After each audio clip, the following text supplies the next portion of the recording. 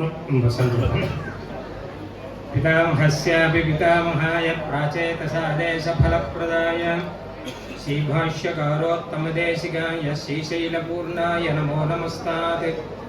ஸ்ரீமத் ராமாயணத்தை பற்றி பல பேர் பல விதமாக புஸ்தகங்கள் எழுதியிருக்கா. நிறைய பேர் வியாக்கியானம் பண்ணுவார். ஆனால் ராமாயணம் தர்மத்தை சொல்லுகிறது, குடும்ப தர்மத்தை எல்லாம் சொல்லுகிறது. இந்த மாதிரி பல விஷயங்கள் சொல்லலாம். ஆனால் ஸ்ரீபாஷ்யக்காரரை பற்றி சொல்லச்ச படிகொண்ட கீர்த்தி ராமாயணம் என்னும் பக்தி வெள்ளம் குடிகொண்ட கோயில் ராமானுசன் அப்படின்னு அழகா சொல்றான். நம்ம சம்பிரதாயத்துல ராமாயணங்கிறது வெறும் கதை இல்லை, வெறும் தர்மம் மட்டும் இல்லை, இது ஒரு பக்தி வெள்ளம், பக்தி பிரவாகம் இருக்கக்கூடிய இடம். அதுலதான் 18 அர்த்தம் பகவத் ராமானுஜருக்கு நம்ம திருமண நம்பிகள் அருளி செய்தார். அதுல ஒவ்வொருத்தரும் ஒவ்வொரு அர்த்தத்தை முடிந்தவரை சொல்லிக் கொண்டிருக்கிறோம். அடியனுக்கு சேஷத்துவம் என்கிற அர்த்தம். சேஷத்துவம், நாமெல்லாம் பகவானுக்கு சேஷர்கள். சேஷத்துவம்னா என்ன அர்த்தம்னா யாருக்காக யார் இருக்கா, அதுதான். எனக்காக நான் இல்லை, எம்பெருமானுக்காக நான் இருக்கேன் அப்படின்னா சேஷனா இருக்கேன் அப்படின்னு அர்த்தம். ஒரு எஜமானுக்காக வேலைக்காரன் இருக்கான் அப்படின்னா அப்ப அந்த வேலைக்காரனுக்கு சேஷத்துவம் அப்படிங்கிறது இருக்கு. இன்னொருத்தருக்காக நம்ம இருக்கோமா, அப்ப நம்ம லைஃப் சார்த்தமா இருக்கு. சேஷத்துவம் இருந்தாதான் வாழ்க்கை. யாரா இருந்தாலுமே வேறொருத்தருக்காக நாம இருந்தால்தான் நமக்கு ஒரு வாழ்க்கையில ஒரு அர்த்தம் அப்படின்னு ஒண்ணு இருக்கும். அதனால யாருக்கு யார் சேஷம், யாருக்காக யார் இருக்கா அப்படிங்கிறது தான் பல குடும்பத்தில் இப்ப பிரச்சனையே. உனக்காக நானா இல்ல எனக்காக நீயா. ரெண்டு பேருக்கு ஒரு விஷயம் தெரிஞ்சிருக்கு, அவளுக்காக அவவா இல்ல, உங்களுக்காக தான் நான் இருக்கேங்கிறா, இல்ல உனக்காக தான் நான் இருக்கேங்கிறா.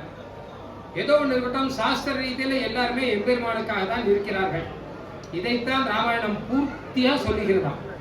இதுக்கு முக்கியமான உதாரணம் லக்ஷ்மண பெருமாள். ஏன்னா அவர் சேஷனுடைய அவதாரமே, அதனால அவர்கிட்ட தானே சேஷத்துவம் இருக்கும். ஆதிசேஷனுடைய அவதாரம். ஆதிசேஷனுக்கு சேஷன் பெயர் வந்ததுக்கு காரணமே இதுதான். அவர் சேஷத்துவத்தை பூர்ணமாக வச்சிருந்திருக்கார், அதனால அவருக்கு சேஷன் அப்படின்னு பெயர். அவருடைய அவதாரம் லக்ஷ்மண பெருமாள். அதனால அவர் என்ன சொல்றாரு, என்னுடைய வாழ்க்கையில ஏதாவது ஒண்ணு இருக்குமானால் அது உமக்காகத்தான், எனக்குன்னு எதுவுமே கிடையாது. அதனால்தான் மொத்தத்தையும் விட்டுட்டு ராமனோட காட்டுக்கு போறார். இவர் யார் காட்டுக்கு போக சொன்னா? ராமனை தானே காட்டுக்கு போக சொன்னது. லக்ஷ்மண பெருமாள் காட்டுக்கு போக சொல்லி இங்க சௌக்கியமா இருக்க வேண்டியது தானே, குடும்பத்துல இருக்க வேண்டியது தானே, ராஜ்யத்துல இருக்க வேண்டியது தானே அப்படின்னா லக்ஷ்மண பெருமாள் சொல்றார், ந தேவலோகாக்கிரமணம் ந அமரத்துவம் அகம் விருணே ஐஸ்வர்யம் வாபி லோகானாம் காமையே நத்வயா வினா. உண்மை தவிர வேற எதுவும் எனக்கு தேவை கிடையாது. சொர்க்கலோகத்துல வாசம் இருந்தாலும் சரி, மோட்சமே கொடுத்தாலும் சரி, இந்த ராஜ்யம் எல்லாம் வேண்டாம், மோட்சமே கொடுத்தாலும் எனக்கு வேண்டாம்.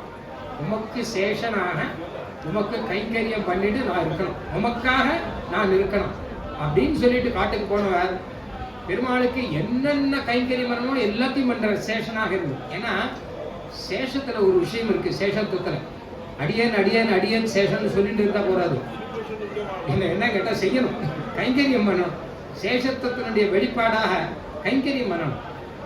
சேஷத்துவத்தை காமிக்கிறதா அடியன் அப்படிங்கிற வார்த்தை. இது அழகா நமக்கு சொல்லி கொடுத்துருக்கோம். யாரை பார்த்தாலும் அடியன், பெரியவாளை பார்த்தா அடியன், நான் உமக்கு நான் சேஷன், உமக்காக நான் என்ன வேணாலும் செய்கிறேன் அப்படின்னு அர்த்தம். ஆனா லக்ஷ்மண பெருமாள் அதை காண்பிச்சவர் எத்தனை விதமான கைங்கரியம் பண்ணணும் எல்லாத்தையும் அகம் சர்வம் கரிஷ்யாமிங்கிற, எல்லா கைங்கரியம் பண்றேன். வர்ணசாலை அமைக்கிறது லக்ஷ்மண பெருமாள் தான், ஓடம் கட்டி கொடுக்கறது லக்ஷ்மண பெருமாள் தான், தீர்த்தம் கொண்டு வந்து கொடுக்கறது அதிலிருந்து ஆரம்பிச்சு, ஆகாரம் பண்ணி போடுதலிருந்து ஆரம்பிச்சு சகல விதமான கைங்கரியமும் லக்ஷ்மண பெருமாள் தான் செய்கிறார். அதான் அகம் சர்வம் கரியம். மசம் நிற்கக்கூடாது. யாரு அப்படியா என்ன பண்றதுன்னு தெரியலையே, அடியனுக்கு தெரியல, என்ன பண்றதுன்னு தெரியல, தேவனே பார்த்துக்கா அப்படிங்கிறதுக்கா இந்த அடியங்கிறது இல்லையே.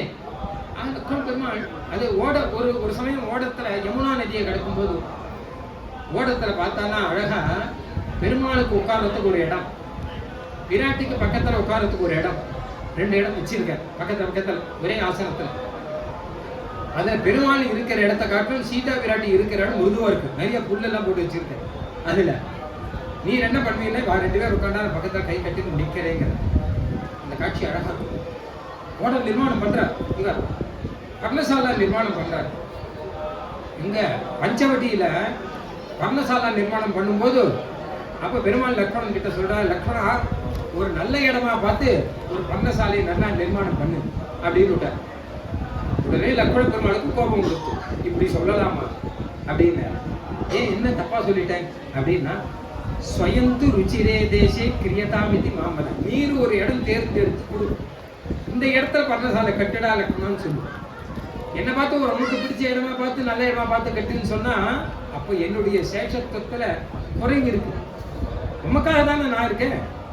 இப்போ கடைசியில நானா ஒரு இடம் பார்த்து கட்டிட்டோம், உமக்கு வேணும்னா இருந்துக்கும், சௌரியப்பட்டா இருந்துக்கும், இல்லாட்டா போயிடும், வேற இடத்த பார்த்துக்கணும் அப்படின்னு சொல்றது கிடையாது.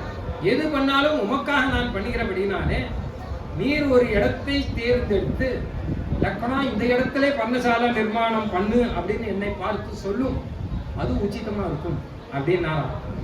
அதுக்கப்புறம் பெருமாள் வந்து அந்த இடத்தை பார்த்து சொல்ற, அந்த இடத்துல லக்ஷ்மண பெருமாள் பர்ணசாலை நிர்மாணம் பண்ணின அப்புறம் அதுக்கப்புறம் பெருமாள் ஒரு வார்த்தை சொல்ற, பாவஜேன கிருத்தஜேன தர்மஜேன ச லக்ஷண துவயா புத்திரேன தர்மாத்மா நசம்ருத்த பிதா மமா. அந்த பர்ணசாலைக்கு உள்ளுக்குள்ள போய் பார்க்கற, ரொம்ப ஆச்சரியமா இருக்கு. ஏன்னா இன்னும் கொஞ்ச நாள் அங்கே தங்க போறான். அது வரைக்கும் ரொம்ப நாள் தங்கலை, பல இடத்துல தங்கிட்டு இருக்கான். இன்னும் கடைசி ஒரு வருஷம் இருக்கு, இந்த இடத்துலயே தங்கலாம் பஞ்சவட்டி இல்லைன்னு அகஸ்தியர் சொன்ன. சரி அங்கே தங்க போறான். அப்போ பெருமாளுக்குன்னு இடம், பிராட்டிக்குன்னு இடம், இரண்டு பேரும் சேர்ந்து இருக்கக்கூடிய இப்படி எல்லாத்தையும் போட்டு கட்டிருக்காரு. அப்போ சொல்ற பெருமாள், எங்க அப்பா ஒரு அப்பா பையனுக்கு எப்படி எல்லாம் பார்த்து பார்த்து கிரகம் நிர்மாணம் பண்ணுவாரோ அந்த மாதிரி பண்ணியிருக்க லக்ஷ்மணா. என்னை பொறுத்தவரை தசரதர் இன்னும் மரணமாகவில்லை, உன்னுடைய ரூபத்துல தசரதர் இருக்கார் அப்படின்னு நசம்ருத்த பிதாமமா அப்படின்னு சொல்றாரு வரும். எதுக்காக சொல்றேன், அந்த சேஷத்துவம் அப்படிங்கிறது வெளிப்பாடாக கைங்கரியம் பண்ணும்போது அதுல எந்த வித குறையும் துளி குறையும் இருக்கக்கூடாது அப்படின்னு பண்ண. இது வரிசையா தொடர்ந்து பல சரித்திரங்கள்ல வரும். கடைசியில பெருமாள் ஸ்ரீராம பட்டாபிஷேகம் ஆகச்ச யுவராஜாவா பட்டாபிஷேகம் பண்ணிக்கணும். அடுத்தது பெருமாள் இப்ப ராஜாவாயிட்டார், அடுத்து யுவராஜா. யுவராஜாவா யாருக்கு பட்டாபிஷேகம் பண்ணலாம்னு பார்த்து லக்ஷ்மண பெருமாள் தானே, இவரோட கூடவே இருக்கிற அவர் தானே. அதனால ராஜாவோட அனுகூலமா இருக்கிறவர் யுவராஜாவா இருந்தா நல்லா இருக்கும், வேற யாராவது இருக்கிறத காட்டும். அதனால லக்ஷ்மண பெருமாளை கூட்டு நீர் யுவராஜாவா இருக்கணும் அப்படின்னா உடனே மாட்டேன்னு விட்டார். முடியாது, என்னால என்ன யுவராஜா வாக்கினா என்னால சேஷத்துவ விருத்தி பண்ண முடியாது, கைங்கரியம் பண்ண முடியாது. ஆனா நான் கைங்கரியம் பண்ணணும். ஏன்னா யுவராஜா ஐயோ யுவராஜா எதுவுமே பண்ணக்கூடாது அப்படின்னு அது வேண்டாம். சர்வாத்மனா பரியனுமீயமானஹ யதான சௌமித்ரி ரூபை யோகம் மாட்டேன். அப்புறம் தான் பரதாழ்வான சொல்றான். பரதாழ்வான் ஒத்துண்டுட்டார், நீர் எதை சொன்னாலும் செய்கிறேன். அதுக்கு பாரதந்திரன் பெயர், அது இவர் சொல்ல போற. லக்ஷ்மண பெருமாள் காட்டும் வசதி, நீர் என்ன சொன்னாலும் செய்கிறேன், அக்னியில விழ சொன்னா கூட விழறேன் அப்படின்னு பரதாழ்வான். லக்ஷ்மண பெருமாளை பாட்டு அக்னியில விழுந்துரும் அப்படின்னா, ஐயோ நான் அக்னியில விழுந்தா உனக்கு யார் கைங்கரியம் பண்ணுவா, நான் விழ மாட்டேன்னு. பரதாழ்வானை கூட்டு நீ அக்னியில விழுந்துரும் அப்படின்னா, நீர் எதோ சொன்னாலும் சரி அப்படின்னு அக்னியில விழுந்துடும். அது பாரதந்திரன், அது பின்னாடி வர. ஆக லக்ஷ்மண பெருமாள் அந்த சேஷத்துவத்திலே ஊரில் இருந்தபடியினாலே இங்க நாராயணசார் சொன்னார் இல்லையா, தொய் வருஷ சதம் ஸ்திதேன்னு, 100 வருஷ காலம் இருந்தாலும் நமக்கு ஒரு சேஷனாக தான் நான் இருப்பேன். இல்லை எத்தனை வருஷம் ஆனாலும் கடைசியில நான் தான். அதாவது நீர் யாருன்னு கேட்டா அகமஸ்ய அவரோ பிராதாங்கிறார். குணேர் தாசம் உபாகதா. லக்ஷ்மண பெருமாள் சொல்ற, நான் தாசன் அப்படின்னா அவருக்கு தாசன். இன்னொருத்தரான என்ன சொல்வா அப்படின்னு கேட்டா, நீர் யாரு அப்படின்னு கேட்டா அவருக்கு சர்வம் நான் தான், நான் இல்லாட்டா அங்கே ஒன்றும் நடக்காது அப்படின்னு சொல்லிட்டு. ஆனா நான் தாசன். லக்ஷ்மண பெருமாளுக்கு ஒரு முதல்ல லக்ஷ்மண பெருமாள் ஒரே விஷயம் சொல்லி முடிச்சுடுறேன். முதல்ல லக்ஷ்மண பெருமாளுக்கு கைகேயி கிட்ட ஒரு கோபம் இருந்தது. ஏன்னா கைகேயி வரம் கேட்டு இப்படி காட்டுக்கு அனுப்பிச்சுட்டாரேன்னு சொல்லிட்டு. ஆனால் கொஞ்ச நாளாக அந்த கோபம் மாறி கைகேயி கிட்ட ரொம்ப திருப்தி, ரொம்ப சந்தோஷம். ஏன்னா காட்டுக்கு வந்தபடினால்தான் சர்வ விதமான கைகரியும் பண்ண முடிகிறது. நாட்டில் இருந்தா ஒரு பையனும் பண்ண விட மாட்டான். இங்க பாகம் பண்றதுல இவர் தான் பண்ணிட்டு இருக்கார். நாட்டில் இருந்தா யாரும் என்ன பண்ண விட போறது இல்லை. இப்ப காட்டுல இருந்து பெருமாளுக்கு பூர்ணமான ஒரு சேஷ விருத்தி என்னால பண்ண முடிகிறது. அதனால கைகேயி கிட்ட ரொம்ப சந்தோஷம். லக்ஷ்மண பெருமாளுக்கு கைகேயை கொண்டாட ஆரம்பிச்சுட்டார். இப்படியே 14 வருஷம் ஆச்சு. அப்ப மறுபடியும் கைகேயி கிட்ட கோபிச்சு விட்டுட்டார். ஏன்னு கேட்டா கேட்டது ஒரு 100 வருஷம் கேட்டிருக்க மாட்டாளோ, கைகரியம் பண்ணி இருக்கலாமே. 14 வருஷத்தோட நிறுத்திட்டு விட்டாலே இந்த கைங்கரிய பாக்கியம் விட்டு போயிடுவேன்னு அவர் கஷ்டப்பட்டார் அப்படின்னு கொய் வருஷ சதமிஸ்தேங்கிறதுக்கு தாற்பயம். அந்த ரீதியிலே தன் வாழ்க்கை மொத்தமும் பகவானுக்கு அர்ப்பணிச்சவர் அர்ப்பண பெருமாள். இதுதான் ராமாயணத்துடைய பரம ரகசியம். நமக்கும் என்ன கேட்டா, நம்மளுடைய வாழ்க்கைங்கிறது பெருமாளோட கூடுக. பெருமாளுக்காகவே வாழ்க்கையை பெருமாளுக்காகவே எழுந்துட்டு பெருமாளுக்காகவே தளிய பண்ணி அந்த சேஷத்தை நாம் சாப்பிட்றோம். அதனால தான் சேஷம் போதும். பெருமாளுக்காகவே தளிய பண்ணி பெருமாளுக்காகவே சம்பாதிச்சு ஆத்திர பெருமாளோட கூட நாம குடும்பம் நடத்தணுங்கிறது சேஷத்தினுடைய பரம தாற்பயம்.